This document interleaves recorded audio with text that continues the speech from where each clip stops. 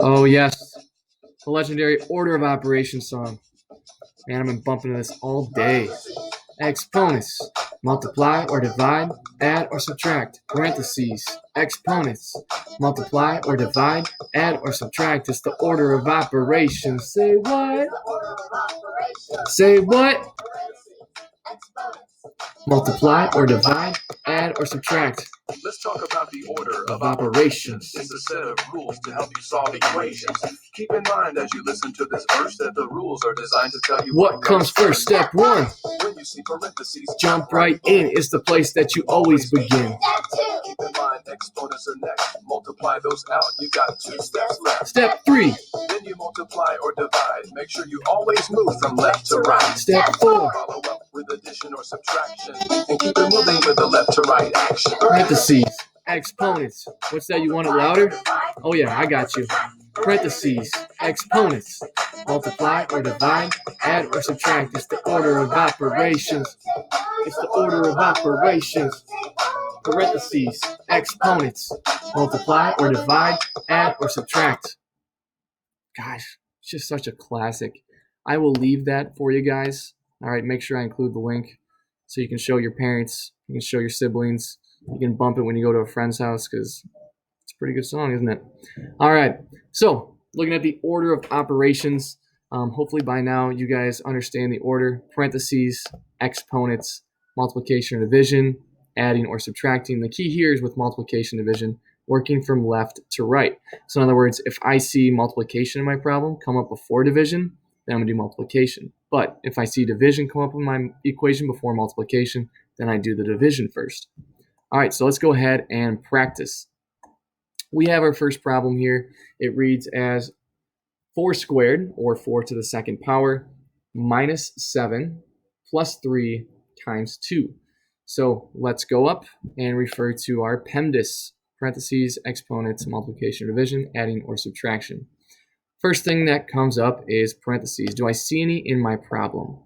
I'm looking here and I don't see any, so I'm going to go ahead and cross it off and move on to the next thing. Exponents. Remember, that is a base number with a little number up in the corner. And this is repeated multiplication. Do I see repeated multiplication? I do. I see 4 squared. So this is the same thing as saying 4 times 4. So I'm going to rewrite it as such and then rewrite the rest of my problem as I see it. So now my problem is 4 times 4 minus 7 plus 3 times 2. I do that 4 times 4 here, my exponent. Now I have 16 minus 7 plus 3 times 2. All right, done with exponents. Now I'm moving on to multiplication or division. Remember, whichever one I see first from left to right. So do I see any multiplication or division? I'm looking. Oh, here we go. 3 times 2. So that's what I'm going to do next. That's going to give me 6. And then I need to remember to write the problem exactly how I see it before that. So 16 minus 7, still plus my 6. And now, moving on to the next problem because I don't see any division. Do this in green here, adding or subtracting. Okay, I see both addition and subtraction. So, which one first? That is the question in this first problem here. And remember, it's from left to right, just like you're reading a book. So here I see subtraction before addition, so I'm going to do the subtraction first. 16 minus 7 gives me 9, and I still have my plus 6. And then moving on to the final step, 9 plus 6 to get 15. Awesome job. Hopefully you got this answer too if you work through it. And please remember, we want to show every single one of these steps. Otherwise, if you just write an answer down and it's not correct, we're going to have no idea where we went wrong. So it's very, very important to show our work so that way we can look back through and go, oh yeah, it's because I did addition before the subtraction. All right. Now we're looking at the second problem here. And notice, this is kind of interesting. It looks almost the exact same as our first problem, except this time we have parentheses around the 7 plus 3. So let's go ahead and see if this actually changes our value. So same numbers, but this time we have parentheses. Will it have a different answer? So let's go through. What are we going to start with? What does the song start with? Parentheses. All right, that's what tells us how we group things. Do I see that symbol anywhere in my problem? I do right here, 7 plus 3. So I'm going to start off by doing 7 plus 3, and that gives me 10. Now I need to rewrite the problem exactly as I see it. So 4 squared minus 10 times 2. I am done with the parentheses. Moving on to the next thing here. Exponents. Remember, that's that number like 4 with a number up above like 3 or 2. Do I see that here? I do. 4 squared, or 4 to the second power, which again we can rewrite as 4 times 4, and that gives us 16. Rewrite the rest of the problem as I see it, minus 10 times 2. Instinctually, I'm thinking, okay, 16 minus 10. But wait a second. What comes next in our order of operations? Multiplication or division. Do I see any multiplication or division? I do. 10 times 2. So let's go ahead and do that. Gives us 20. So I have 16 minus 20 as my final problem here, adding or subtracting. And this is going to give me something less than 0. Because let's say I have $16 and I spend $20. Well, I'm going to be in the negative. I still owe some money. So if I go 16 minus 16, that gets me to 0. But 20 is 4 more than 16, so I still have to subtract 4 more. And 0 minus 4, if we think about a number line, we're going to go backwards here in the negative direction to negative 4. So that's my final answer. All right, we've done the first two problems. We noticed that when we throw in parentheses, like we did in the second problem, it can actually change our simplification, right? Instead of 15, it now equals negative 4. Some of these problems can get a little difficult because they're going to be long, right? This problem here is a little bit longer than those first two.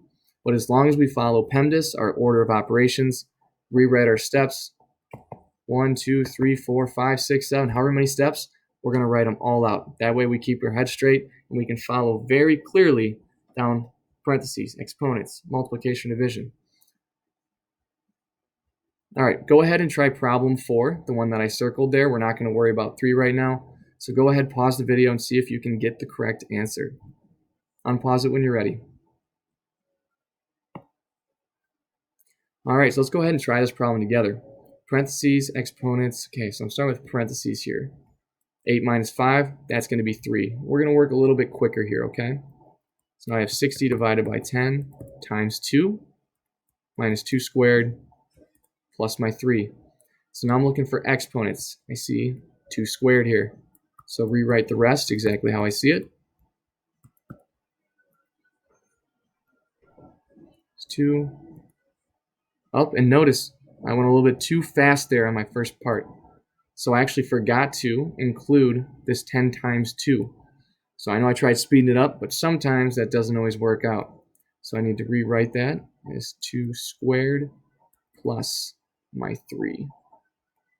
All right, now I'm in the correct headspace. 2 squared, that's my exponent that I see next.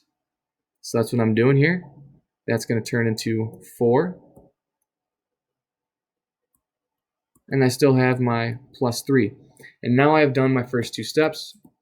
Parentheses, exponents, multiplication or division is next. So I see both division and multiplication. But again, from left to right, which one's going to come first? I see division first. So I'm going to do 60 divided by 10 to get 6. And then I'm going to rewrite the rest as I see it.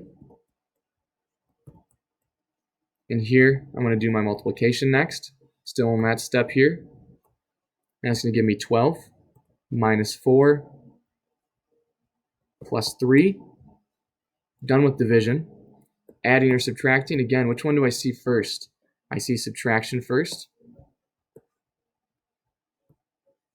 So I'm going to do 12 minus 4 to get 8 plus 3. That's going to give me 11. Boom. Final answer. Did you get the same answer? Hopefully you worked a little bit slowly and didn't make any mistakes like I did. But hey, it happens. That's why we check our work, right? All right, what you're going to do now is work through the rest of these problems here. We have workshop A, which is just like the problems we saw above.